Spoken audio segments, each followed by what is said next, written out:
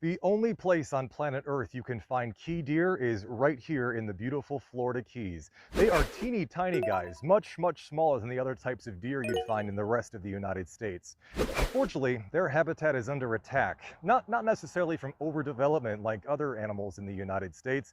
Their war is with saltwater. You see, the combination of hurricane storm surges and rising sea levels around the Florida Keys is essentially swallowing up their habitat by giving them fewer and fewer sources of fresh water, something they have to have in order to survive. And for much of the year, they can only find that now on one island, Big Pine Key. Now, in the wake of Hurricane Irma in 2017, many in the Florida Keys are concerned that it might only take one big hurricane now to completely wipe away the remaining population here throughout the Keys. It's something we in Florida have to be aware of as we work to protect this beautiful and endangered animal. Reporting on the road from the Florida Keys, I'm First Alert meteorologist Rob Duns, NBC2.